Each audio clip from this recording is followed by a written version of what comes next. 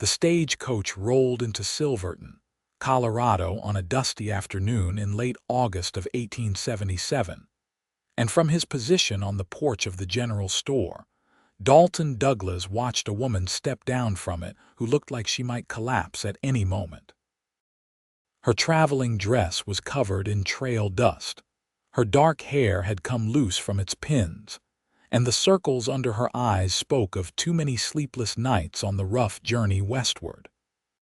She swayed on her feet, gripping the coach door for support, and something in Dalton's chest tightened at the sight of her struggling to maintain her composure. He had been waiting 3 weeks for her arrival. 3 weeks since he had received the letter from the marriage broker in Boston confirming that Miss Winona Emerson had agreed to his proposal and would be making the journey to become his wife. The letters they had exchanged over the past 6 months had been cordial and practical, discussing life on a cattle ranch, her skills with cooking and sewing, his need for a partner to help build a life in this rough country. But none of those letters had prepared him for the reality of watching this exhausted woman try to gather her strength to face a man she had never met. Dalton stood 6 feet tall with sun-weathered skin and dark hair that touched his collar. At 28 years old, he had spent the last 5 years building his ranch from nothing, and it had left him with calloused hands and a weariness that went bone deep. But he had made something of himself out here, carved a life from the harsh mountain landscape, and now he wanted someone to share it with.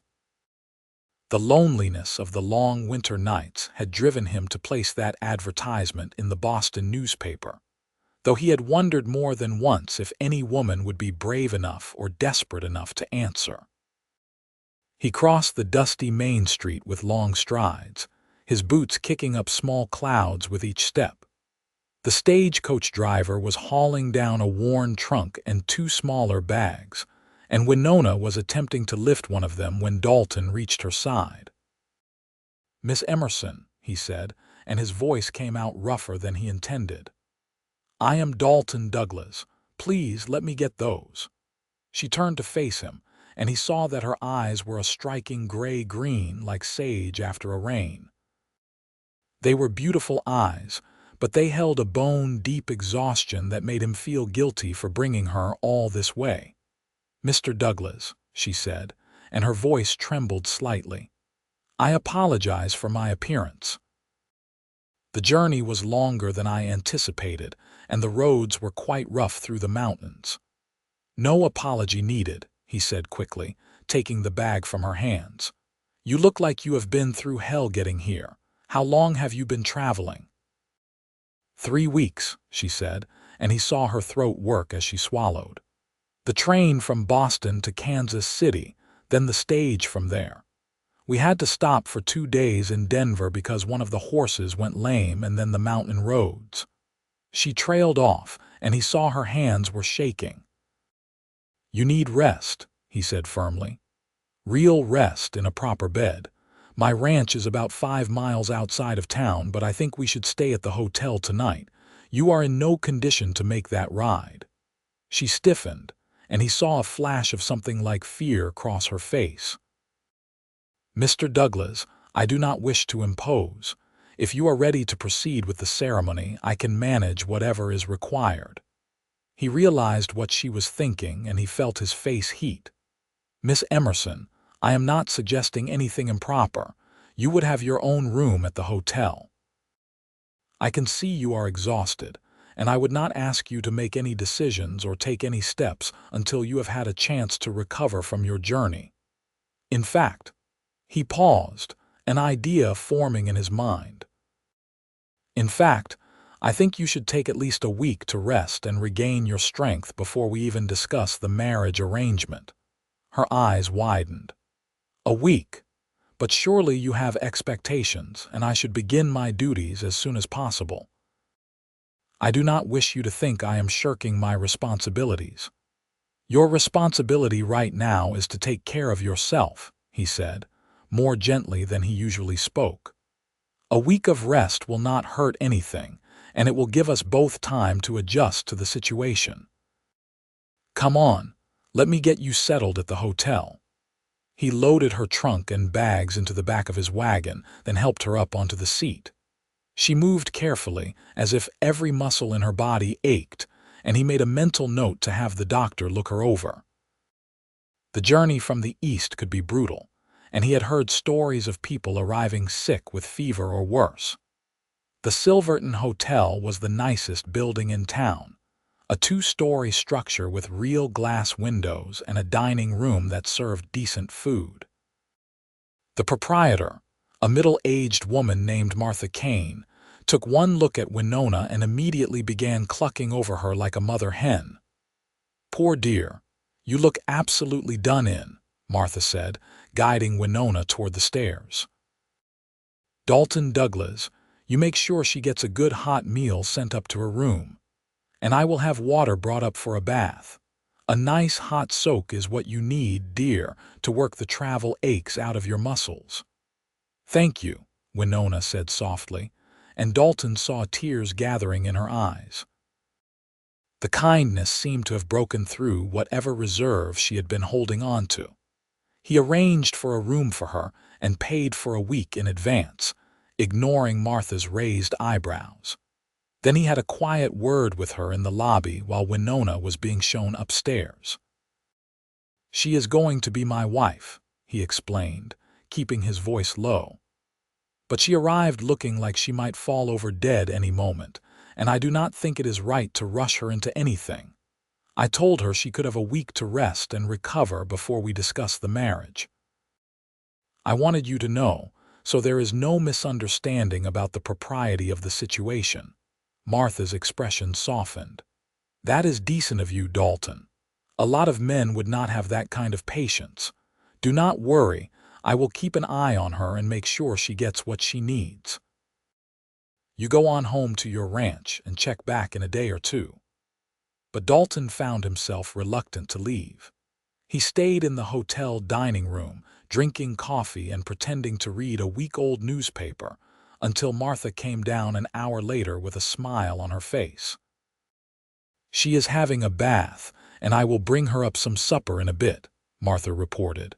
"Poor thing could hardly keep her eyes open. I think she will sleep for 12 hours straight once she lies down. You really did the right thing, giving her time to recover. Now go on home. She will still be here when you come back." Dalton drove his wagon out of town as the sun was setting, painting the mountain peaks gold and purple. His ranch lay in a valley between two ridges, with good grazing land and a creek that ran year-round. He had built the house himself, a sturdy cabin with 2 bedrooms, a kitchen, and a sitting room. It was not fancy, but it was solid and well-built, meant to last through the harsh Colorado winters. As he unhitched the horses and fed the stock, his mind kept drifting back to Winona's exhausted face. He had expected a practical woman, someone sturdy and capable, and from her letters he knew she was 23 years old and had worked as a seamstress in Boston. But nothing had prepared him for the vulnerability he had seen in her eyes, or the way something in his chest had tightened when she swayed on her feet. This was supposed to be a practical arrangement. He needed a wife to help run the ranch and provide companionship through the long winters. She needed a husband and a home, having written in her letters that she had no family left in Boston and few prospects. It was a straightforward business proposition, one that made sense for both of them. But the moment he had seen her step down from that stagecoach, something had shifted in his understanding of the situation. He found himself wanting to protect her, to make sure she was safe and cared for. It was an unfamiliar feeling, one that unsettled him as much as it intrigued him. The next morning, Dalton rode back into town, telling himself he just needed to pick up some supplies. But his first stop was the hotel, where Martha informed him that Winona was still sleeping. "I checked on her this morning and she was dead to the world," Martha said with satisfaction. "That girl needed the rest. Why do not you come back this evening? She might be up and about by then. He did return that evening, and this time Winona was sitting in the hotel dining room, looking slightly more rested though still pale. She had changed into a simple blue dress, and her dark hair was neatly pinned up. When she saw him, she started to rise, but he waved her back into her seat. "Please do not get up on my account," he said, taking the chair across from her. "How are you feeling?" "Much better, thank you," she said. The rest and the bath helped considerably. "Mr. Douglas, I wanted to thank you for your kindness yesterday. I was afraid I had made a terrible impression, arriving in such a state." "You made the impression of someone who had just survived a difficult journey," he said. "There is no shame in that. Have you eaten?" "I had some soup earlier," she said. "Martha has been very kind, making sure I have everything I need." "Good. I meant what I said about taking a week to rest. I do not want you to feel any pressure to rush into anything. Take the time to recover your strength and get used to being here." She studied him with those gray-green eyes, and he saw a sharp intelligence behind the exhaustion. "You are not what I expected, Mr. Douglas." "What did you expect?" "Someone more demanding." The letters were cordial, but I assumed once I arrived, there would be expectations. A wedding immediately, and then being taken to your ranch to begin my duties. I did not expect consideration for my well-being. Her words made him uncomfortable, highlighting how low her expectations had been. "Miss Emerson, this arrangement is supposed to benefit both of us. If you are run down and exhausted, that does not benefit anyone. Besides," he added, trying to lighten the mood, "I figure if we are going to be married, we should at least have a conversation or two before the ceremony." A small smile touched her lips, the first he had seen from her. "That does seem reasonable." They talked for over an hour, conversation coming more easily than he had anticipated. She told him about growing up in Boston, the daughter of a bookkeeper who had died 5 years ago, leaving her and her mother to make their own way. Her mother had passed the previous winter from pneumonia, leaving Winona alone with no close relatives and dwindling funds. The seamstress work barely paid enough for a small room in a boarding house, and the prospects for a single woman alone in the city were grim. "I did not take the decision to come west lightly," she said. "I know it is dangerous, marrying a stranger and traveling so far from everything familiar. But staying in Boston seemed equally dangerous in its own way. At least here, I have the chance to build something new." He told her about the ranch, about the hard work of building it up from raw land, about the cattle he had managed to acquire and the plans he had for expanding the herd. He told her about the harsh winters and the isolation, wanting her to understand what she was getting into. "It is not an easy life," he said honestly. "The work is hard and there are dangers, mountain lions, occasional problems with rustlers, and the winter can be brutal. But there is something about this country that gets into your blood. The mountains, the wide sky, the feeling that you are building something that matters. I am not afraid of hard work," she said, "and isolation sounds like peace to me. Boston was crowded and loud, and I always felt like I was struggling just to keep my head above water. The idea of space and quiet sounds like a blessing." When he finally left the hotel that night, Dalton found himself thinking about her words all the way home. She had spirit beneath that exhaustion, a strength that had carried her all the way from Boston to this rough mountain town. He respected that, and he found himself looking forward to getting to know her better. He visited her every evening for the rest of the week, bringing small gifts each time. A book of poetry he had ordered from Denver months ago and never gotten around to reading. A jar of honey from a local beekeeper. A pretty shawl he saw in the general store window. He told himself he was just being polite, making her feel welcome, but the truth was he enjoyed watching her face light up at each small kindness. Winona spent her days resting and exploring the town, regaining her strength and color. Martha reported that she was eating well and sleeping better, and by the fourth day, Dalton could see the difference. The dark circles under her eyes had faded, and there was a vitality returning to her movements. On the fifth evening, they took a walk along the main street as the sun set behind the mountains. The air had the crisp edge that came with late August in the high country, promising that fall was not far away. "Tell me about the house," she said as they walked. "What is it like?" "Small but sturdy," he said. 2 bedrooms, a kitchen with a good stove, and a sitting room. There is a porch that looks out over the valley, and on clear mornings you can see all the way to the far ridge. The bedroom at the back looks out over the creek. I thought that could be yours if you want it. It is quieter, and the sound of the water is soothing." She glanced at him, surprise evident in her expression.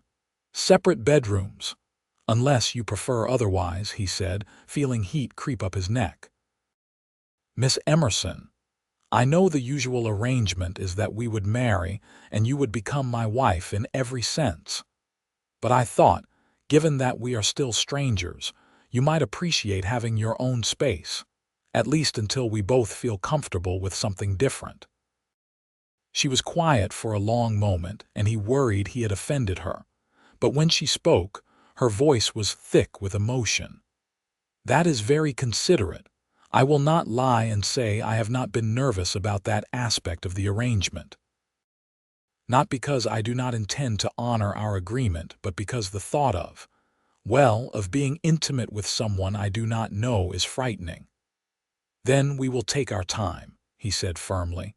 "Get to know each other properly. Build something real between us, not just a legal arrangement."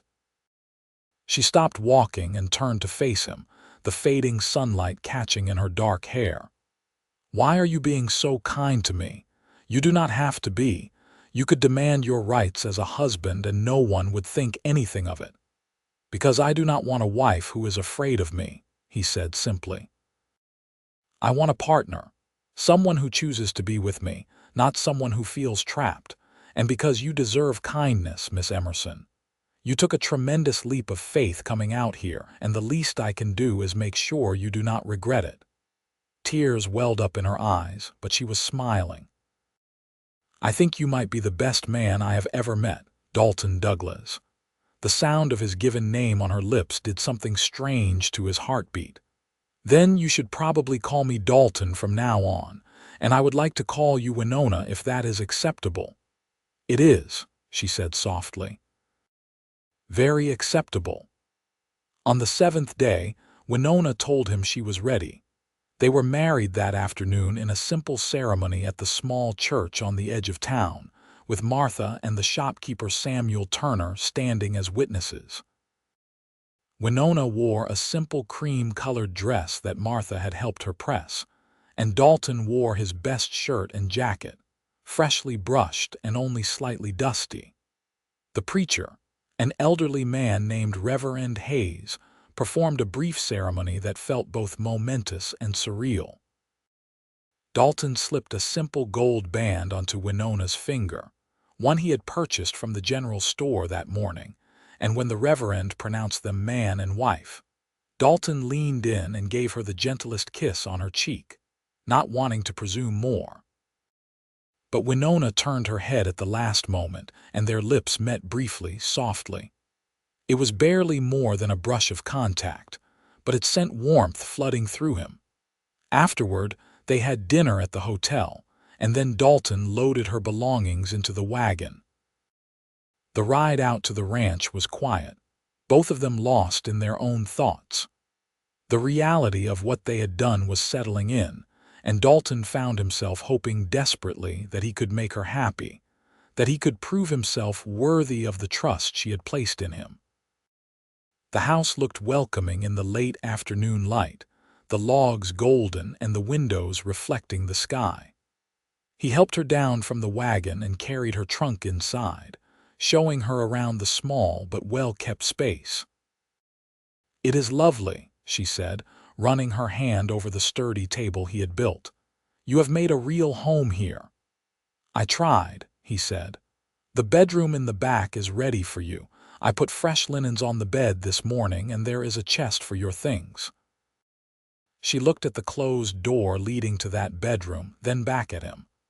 "And you sleep in the other room?" "I do." "Dalton," she said carefully, "I appreciate your consideration, I truly do, but we are married now, if you want. That is, if you wish for us to share a bedroom, I will not refuse you." "I know," he said gently, "but I do not want you to do anything out of obligation. When we share a bed, I want it to be because we both want to, not because you think you have to. Does that make sense?" She nodded slowly, and he saw relief mixed with something else in her expression. "It does.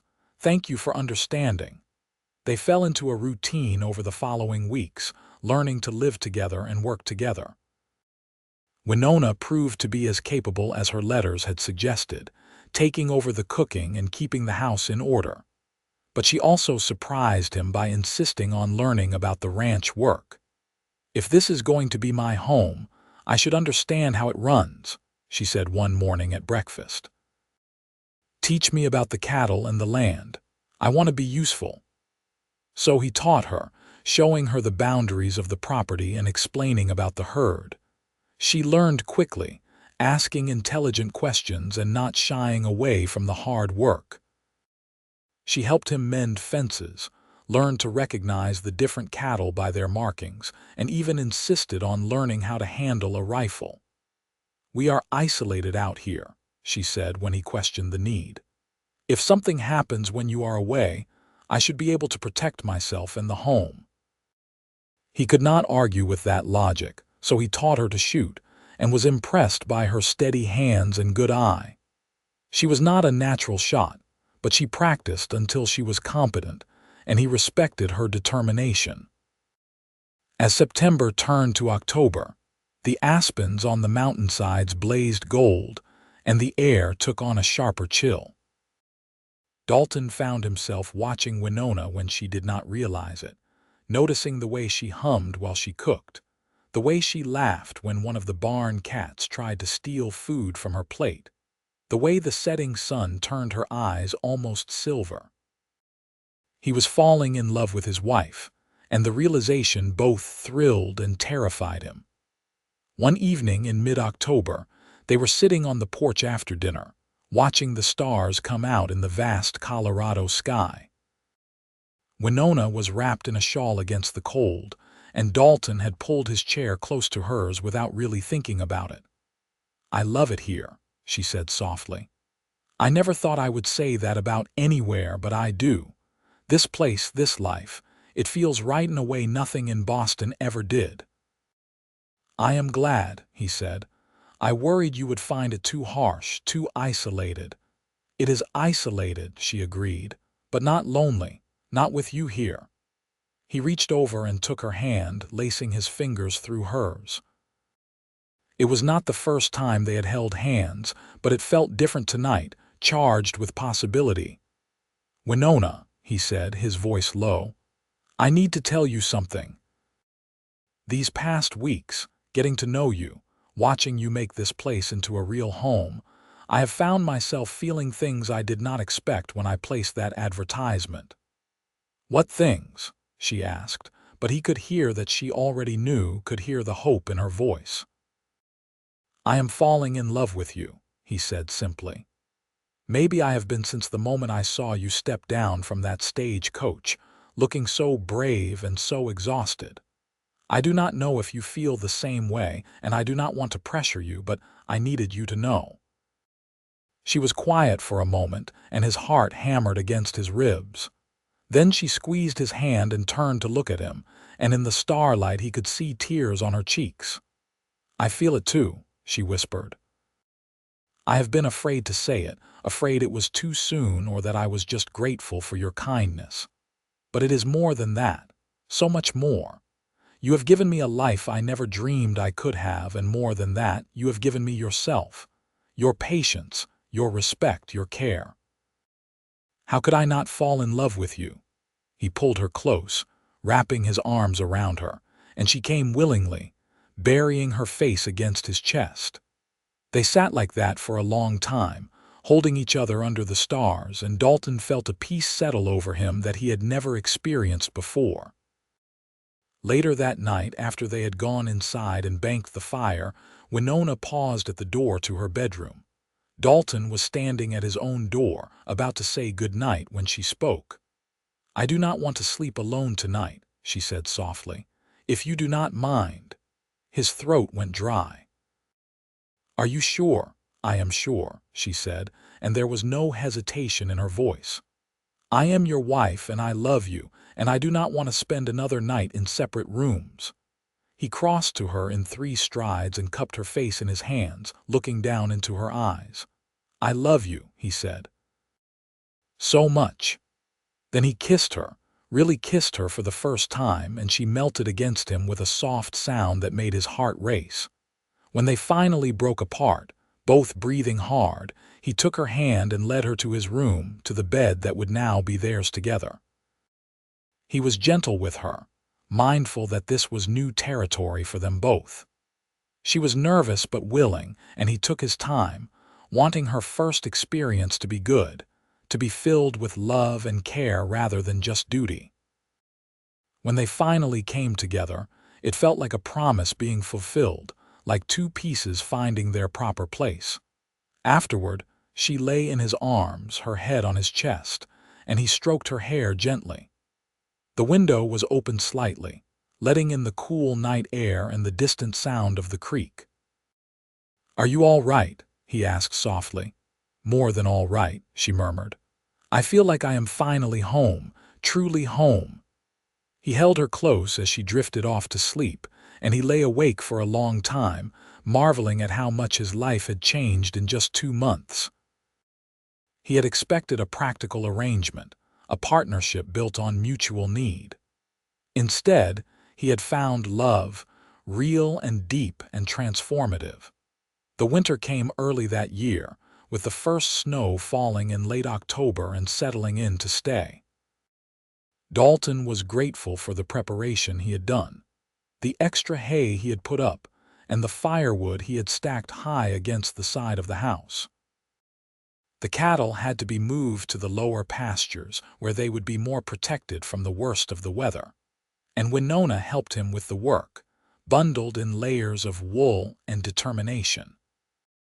They spent the long winter evenings by the fire, reading aloud to each other from the small collection of books Dalton owned, or just talking about their dreams for the ranch and their future. Winona proved to have a talent for numbers and took over managing the ranch accounts, organizing everything in neat columns that made much more sense than his haphazard record-keeping had ever achieved. By the time spring arrived, melting the snow and turning the valley green, they had settled into each other completely. Their marriage had transformed from an arrangement into a true partnership, and Dalton could not imagine his life without her. In early May, Winona came to him with news that made his heart soar. She was expecting a child, due sometime around Christmas.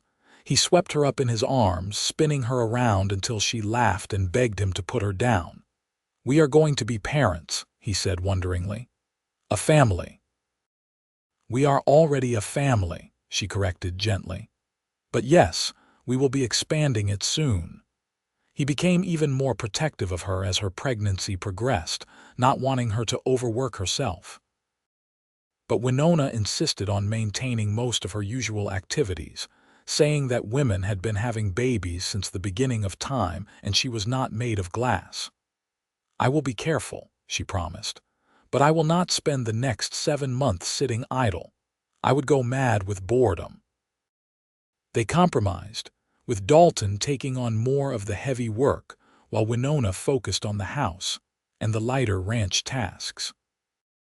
As summer arrived and the heat settled over the valley, he often found her sitting in the shade of the porch in the late afternoon, sewing tiny clothes and humming softly to herself.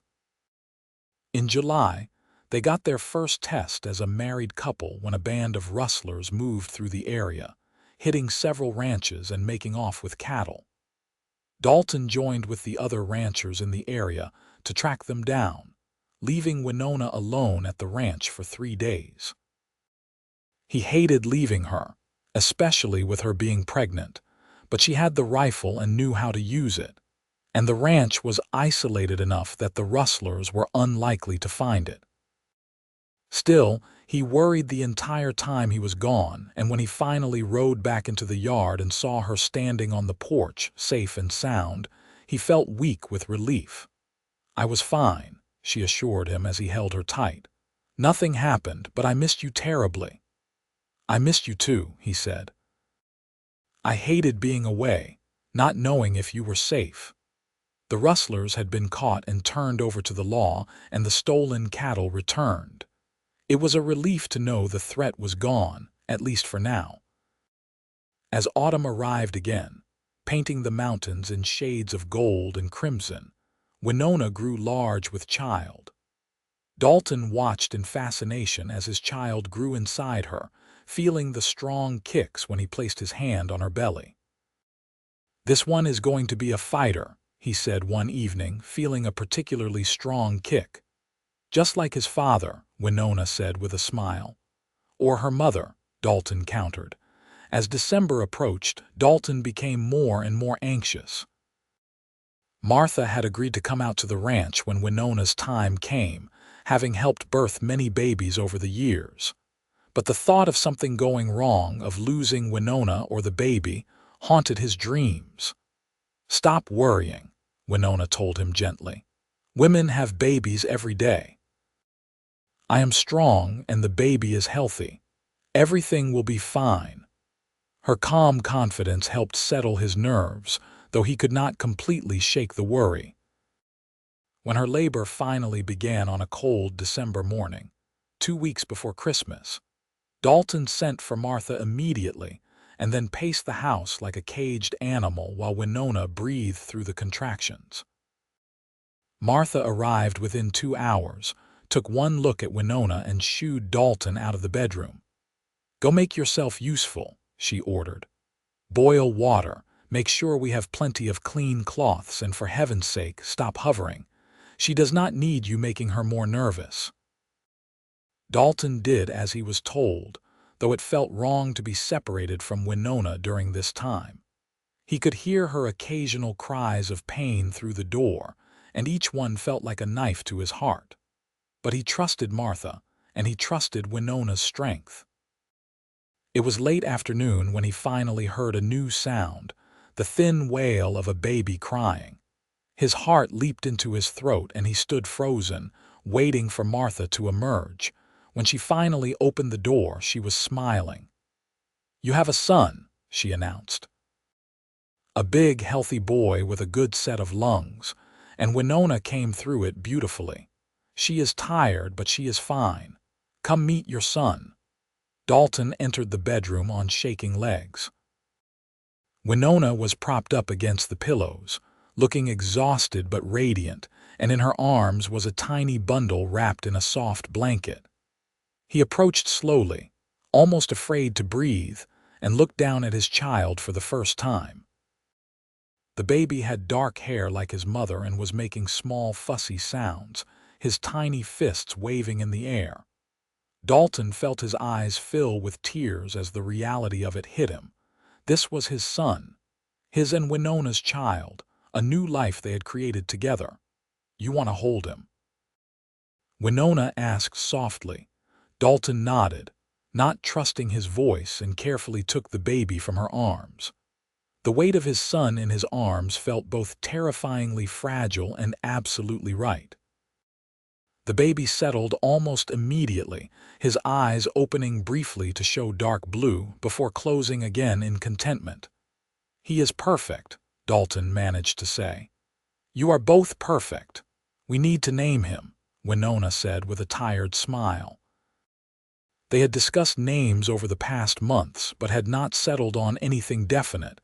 Now, looking down at his son, Dalton knew what felt right. "Daniel," he said. "Daniel Douglas, after my father."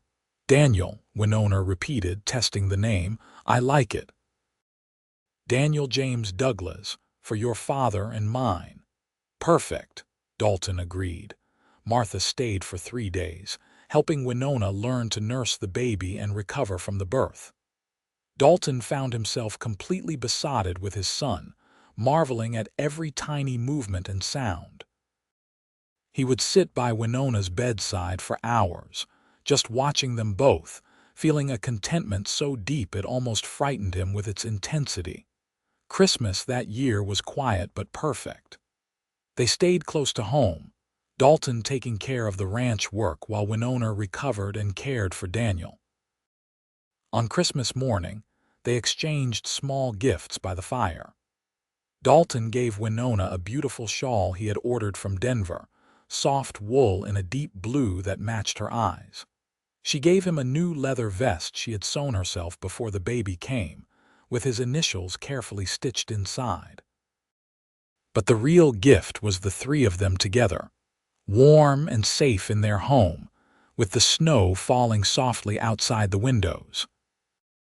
As winter gave way to spring, Winona regained her strength and Daniel grew rapidly, his dark hair thickening and his eyes turning from dark blue to the same gray-green as his mother's. Dalton found himself even more busy than before, balancing the ranch work with helping care for the baby, but he would not have traded it for anything. One evening in April, with Daniel sleeping in his cradle by the fire and Winona sitting beside him mending a shirt, Dalton paused in the doorway and just watched them. His wife, his son, his home. Everything he had never dared to hope for when he placed that advertisement almost 2 years ago. Winona looked up and caught him watching, and a soft smile crossed her face. "What are you thinking about?" He crossed to her and knelt beside her chair, taking her hand in his. "I am thinking about how grateful I am that you answered my advertisement. How grateful I am that you were brave enough to come all this way, to take a chance on a stranger in a strange land." "I am the one who should be grateful," she said, setting aside her mending and reaching up to touch his face. "You gave me a home when I had none, a family when I was alone, and love when I had forgotten what it felt like. You have given me everything, Dalton." "We gave each other everything," he corrected. "And I plan to spend the rest of my life making sure you never regret the choice you made." She leaned down and kissed him softly. "I could never regret it. This life, this place, you and Daniel, it is all more than I ever dreamed was possible. I love you, Dalton Douglas. I love you with everything I am." "And I love you," he said, "more than words can say." As the years passed, their family and their ranch both grew. The cattle herd expanded, and Dalton hired a couple of ranch hands to help with the work. When Daniel was 3, Winona gave birth to a daughter they named Charlotte, who had her father's dark hair and quick smile. 2 years after that came another son, Thomas, who was quiet and thoughtful from birth. The house was expanded to accommodate their growing family, with 2 more bedrooms added on and a larger kitchen. Winona had a vegetable garden that was the envy of the county, and she had become known for her skill with herbs and healing, often helping neighbors when they fell ill. Dalton served on the town council for several years, helping to establish a proper school in Silverton, so families did not have to send their children away for education. Winona taught the youngest children to read, having a gift for patience and making learning fun. As Daniel grew older, he developed a deep love for the ranch, following his father everywhere and learning everything he could about cattle and horses and the land. Charlotte was more interested in books and art, spending hours drawing the mountains and the animals, her talent evident from a young age. Thomas, true to his quiet nature, loved the garden and spent hours helping his mother, learning the names and uses of every plant. On their 10th wedding anniversary, Dalton took Winona back into Silverton for dinner at the hotel, leaving the children with Martha, who had become like a grandmother to them. Over a meal much fancier than their usual fare, they talked about the past decade and all that had changed. "Do you ever miss Boston?" Dalton asked. "The city life, being around people," Winona laughed. "Not even for a moment. Oh, I am grateful for the life I had there, for the things I learned and the experiences I had. But this is my real life, the one I was meant to have. I have you and our children and a home that is truly mine. What more could I possibly want?" "I do not know what I did to deserve you," Dalton said, reaching across the table to take her hand. "But I thank God every day that you answered that advertisement. I thank God you let me rest for that week instead of rushing me into marriage immediately," Winona said with a smile. "That kindness, that consideration for my well-being, showed me exactly what kind of man you were. I think I started falling in love with you right then, when you told me I could have time to recover. I just wanted you to feel safe," he said, "to know that you had a choice, that you were not trapped. You gave me more than safety," she said. "You gave me freedom. The freedom to be myself, to make my own choices, to build a life on my own terms. That is a rare gift, especially for a woman. You have always treated me as an equal partner, never as property or a servant. That is why I love you, Dalton. Not just because of who you are, but because of who you allow me to be." Her words touched him deeply, and he raised her hand to his lips. "You are the strongest person I know, Winona. You always have been. I just recognized it and tried not to get in your way." They danced that night to music from a visiting musician, swaying together in the hotel ballroom while other couples moved around them. Dalton held his wife close and thought about the exhausted woman he had first seen stepping down from that stagecoach, and the confident, capable, beautiful woman she had become. Though in truth, she had always been that woman. She had just needed the space and support to flourish. More years passed, marked by the changing of seasons and the growth of their children. Daniel grew into a fine young man, taking on more and more responsibility around the ranch. At 18, he was as capable as any of the hired hands, and Dalton knew the ranch would be in good hands when it eventually passed to him. Charlotte's artistic talent continued to develop, and at 16, she had already sold several paintings to people in Denver. She talked about attending art school someday, and while the thought of his daughter going so far away filled Dalton with worry, he would not stand in the way of her dreams. Winona assured him that Charlotte would come back, that the mountains and the ranch were in her blood just as much as art was. Thomas, at 14, had announced his intention to study agriculture and botany, wanting to learn more about farming and how to help ranchers grow better crops to supplement their cattle operations. He was fascinated by the science of it, spending hours reading every book on the subject he could get his hands on. On a warm summer evening in their 20th year of marriage, Dalton and Winona sat on the porch as they had so many times before, watching the sun set behind the mountains. Their children were grown, or nearly so. The ranch was prosperous, and they had built a life together that exceeded anything Dalton had imagined when he first placed that advertisement in a Boston newspaper. "You remember what you said to me that first night after we were married?" Winona asked, her head resting on his shoulder. "I said a lot of things that night," Dalton said with a smile in his voice. She laughed softly. "You said you wanted this to be real, that you wanted a partner who chose to be with you, not someone who felt trapped. You gave me that choice every single day, and every single day I chose you. I still choose you, Dalton. I will always choose you." "And I will always choose you," he said, turning to kiss her softly. "You are the best choice I ever made, Winona Douglas, the best thing that ever happened to me." They sat together as the stars began to appear, comfortable in the silence and in each other's presence. The ranch stretched out before them in the gathering darkness, the product of 2 decades of hard work and dedication. Inside the house, they could hear the murmur of their children's voices as they cleaned up after dinner, the sounds of a family at ease with each other. Dalton thought about that dusty August day 20 years ago, when an exhausted woman had stepped down from a stagecoach and changed his life forever. He had offered her rest and kindness when she expected only duty and obligation. She had offered him love and partnership when he had expected only convenience. Together, they had built something beautiful. A home, a family, a life filled with love and purpose. The wild country around them had tested them over the years, with harsh winters and dry summers, with illness and injury, and the thousand challenges that came with ranching in the Colorado mountains.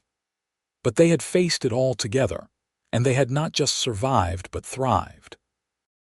"What are you thinking about?" Winona asked, as she so often did when she caught him in contemplative silence. "About how it all started," he said. "About that week I gave you to rest, and how it was the best decision I ever made.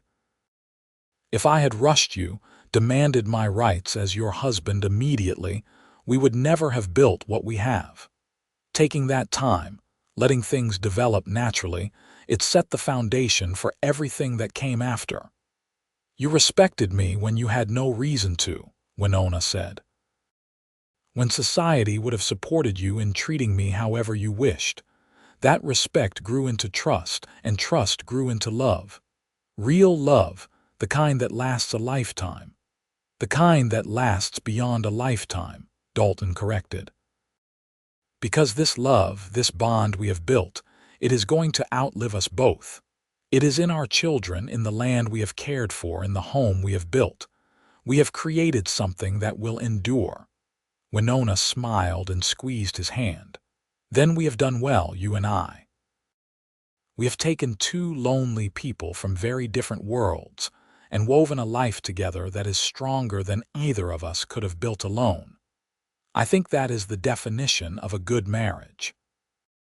They stayed on the porch long after the stars filled the sky, talking about their memories and their hopes for their children's futures. Daniel was courting a nice young woman from town, and they all expected an engagement announcement soon.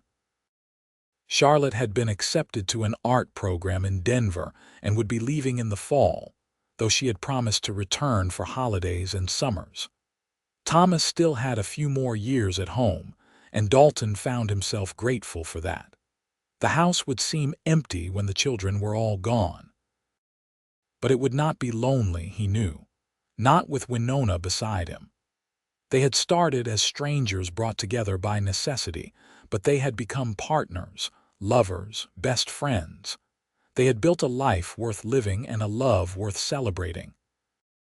As the years continued to pass, Dalton and Winona grew older together, their hair turning gray and their faces accumulating the lines that came with a life fully lived.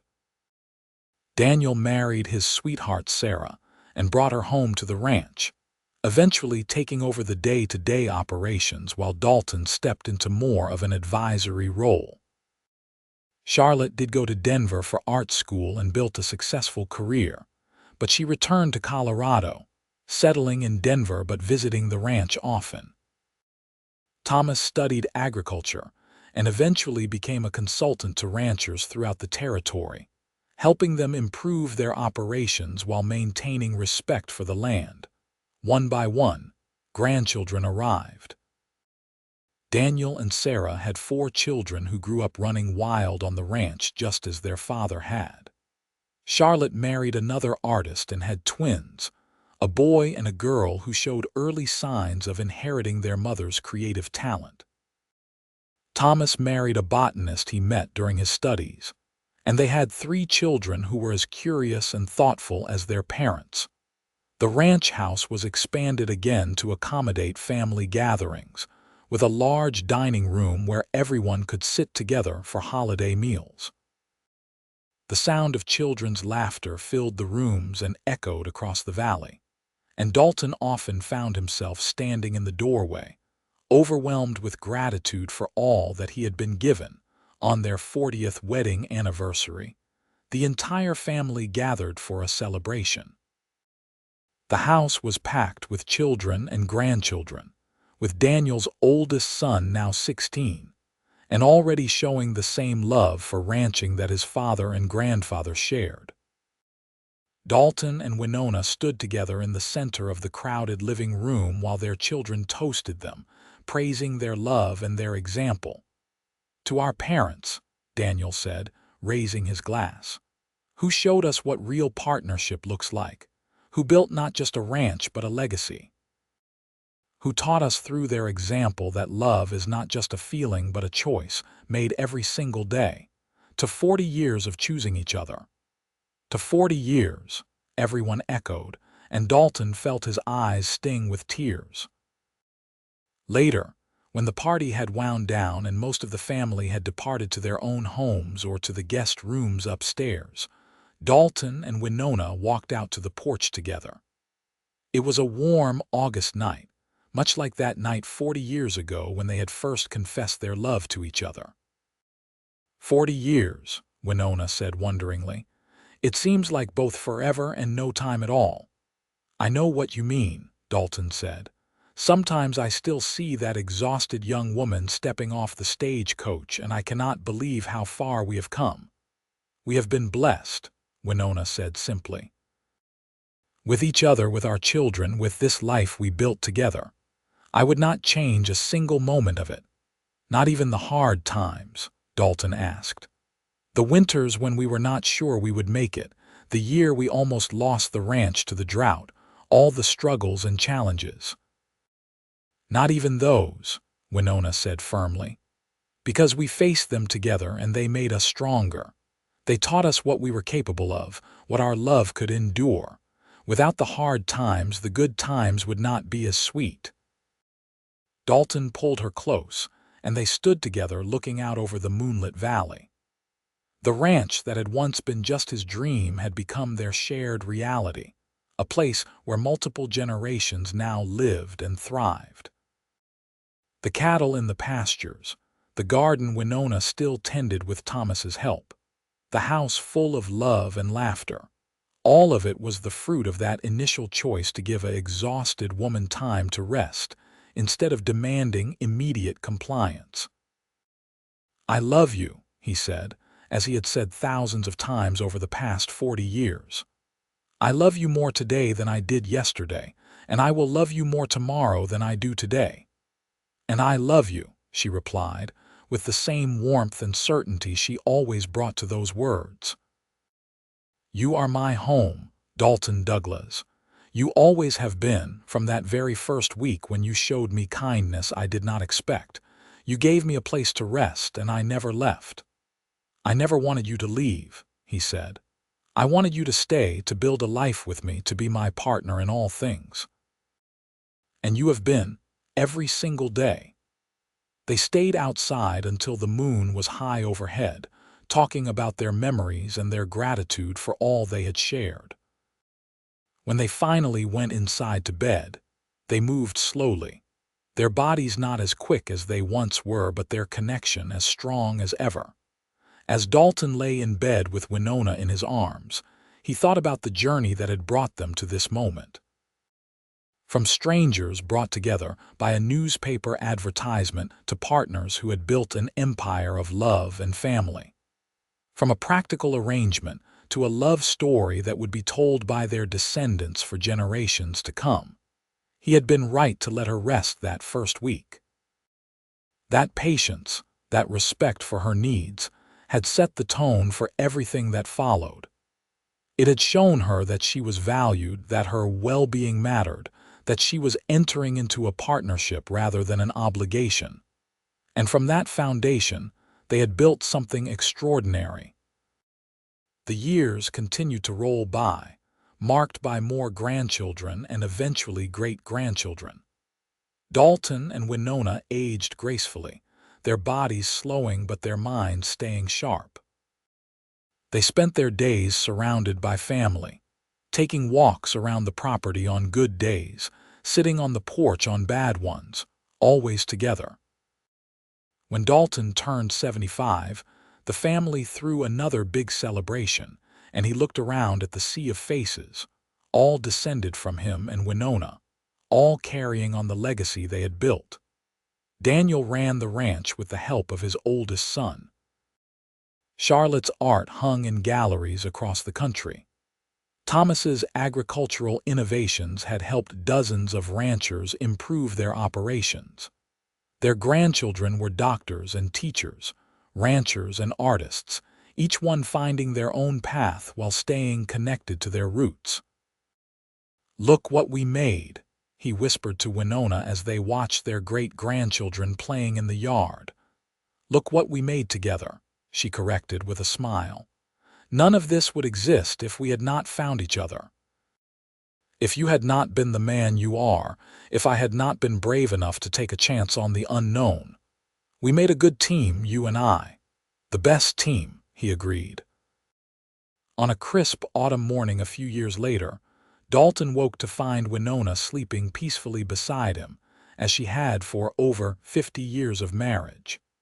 He watched her sleep for a moment, her face peaceful and soft in the morning light. Then he rose carefully, not wanting to wake her, and went to make coffee. He was standing on the porch, watching the sun rise over the mountains and paint the valley in shades of gold, when he heard her footsteps behind him. She wrapped her arms around him from behind, resting her head against his back. "Good morning," she murmured. "Good morning, love," he replied, turning to pull her into his arms properly. "Did you sleep well?" "I always sleep well beside you," she said. "After all these years, I still reach for you in the night, and I am still grateful every time I find you there." They stood together in the cool morning air, watching their valley wake up. The cattle were moving in the lower pastures. Smoke rose from the house where Daniel and Sarah lived with their youngest son. In the distance, they could see the barn that Thomas's oldest boy was building on his portion of the land, starting his own ranch with his new wife. "It is a good legacy," Dalton said softly. "Everything we built, everything we created, it is going to last long after we are gone." "It is," Winona agreed. "But the best legacy is not the land or the cattle or even the children and grandchildren. The best legacy is the love we shared. That is what they will remember. Not how many acres we had or how many head of cattle, but how much we loved each other. That is what will endure." Dalton turned to look at his wife, this woman who had traveled across a continent to marry a stranger and had instead found a partner and a love that had shaped both their lives. Her face was lined with age now, her dark hair completely gray, but to him she was as beautiful as the day she had stepped off that stagecoach looking exhausted and uncertain. "I love you, Winona Douglas," he said. "I have loved you for over 50 years, and if I am blessed with another 50, I will love you for all of them too." "And I love you," she replied. "You are the best thing that ever happened to me, the best choice I ever made, the best life I could have imagined." They kissed in the morning sunlight, a gentle press of lips that held the weight of decades of love and partnership. Then they went inside together to start another day, moving through their routines with the ease of long practice, comfortable in each other's presence. The ranch continued to thrive under Daniel's management, and Dalton took satisfaction in watching his son make his own mark on the land. The younger generation brought new ideas and new energy, while still respecting the foundations that Dalton and Winona had laid down.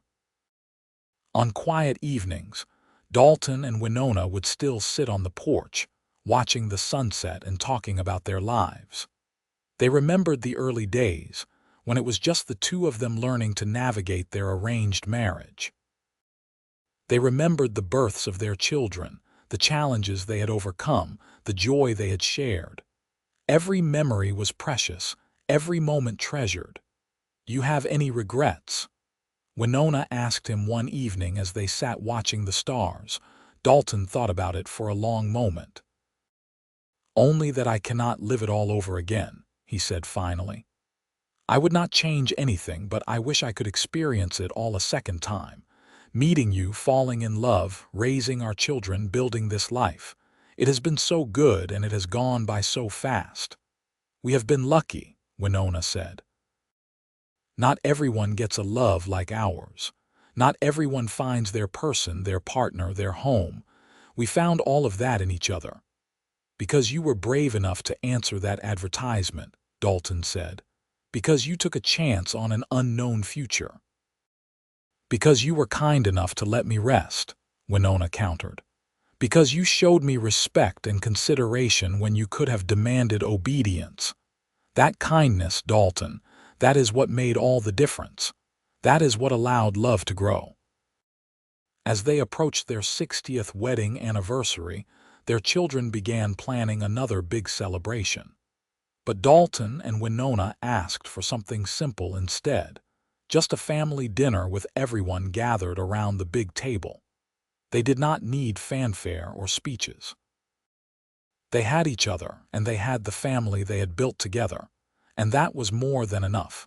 On the morning of their anniversary, Dalton woke early and lay watching Winona sleep. She was 83 years old now, and he was 88, and they had been married for 60 years.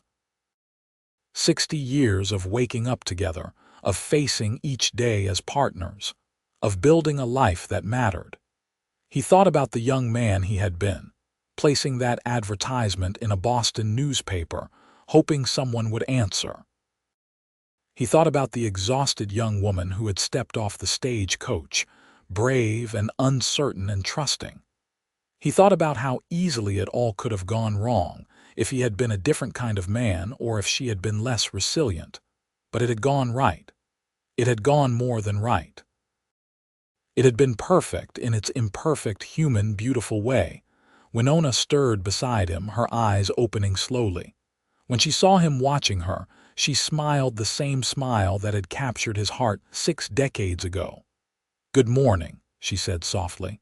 "Happy anniversary." "Happy anniversary, my love," he replied, leaning over to kiss her gently. 60 years today. 60 years, she repeated wonderingly. "It has been the best 60 years of my life. Thank you for every single one of them." "Thank you for saying yes to a stranger's proposal," he said. "Thank you for being brave enough to come west. Thank you for building this life with me." They rose slowly and dressed for the day, moving with the careful deliberation of age.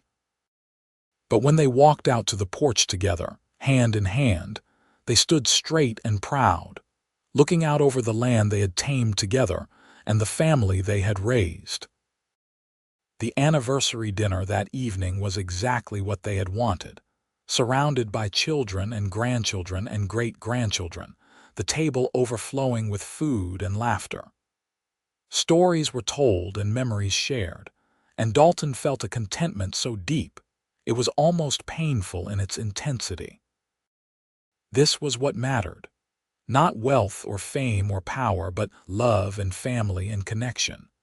This was what they had built, and it would endure long after they were gone. As the years continued to pass, Dalton and Winona slowed further, spending most of their time close to home. But they remained devoted to each other, their love deepening with each passing day.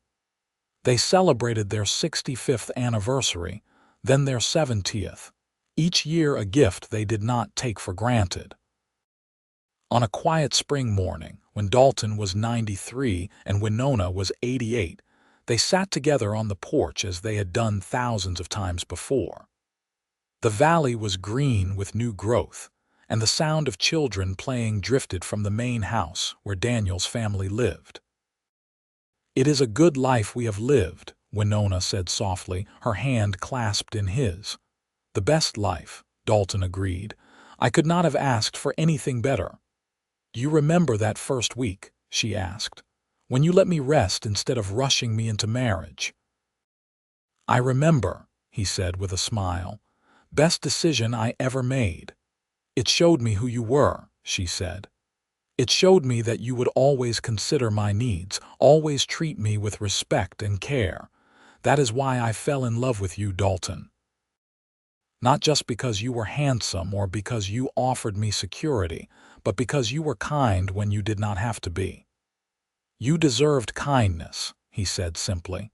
You deserved everything good. I just tried to give you what you deserved. They sat in comfortable silence for a while, watching the sun climb higher in the sky. Dalton felt tired in a way that went deeper than his bones, but he felt peaceful too. He had lived a full life, a good life, and he had no regrets. I love you, Winona said, squeezing his hand gently. I have loved you every day of our marriage, and I will love you forever. And I love you, he replied. You are my heart, Winona. You always have been. The afternoon sun was warm on their faces as they sat together. Two people who had started as strangers and had become the most important parts of each other's lives. Around them, the ranch bustled with activity, multiple generations working together to maintain the legacy that Dalton and Winona had built. As Dalton closed his eyes and felt the warmth of the sun and the gentle pressure of Winona's hand in his, he thought about that exhausted woman stepping off the stagecoach 71 years ago. He thought about the decision to let her rest, to give her time and space and kindness. He thought about how that single choice had shaped everything that came after, had created a love story that spanned decades and touched countless lives. It had been a good life, a very good life, and he had lived every moment of it with the woman he loved beside him.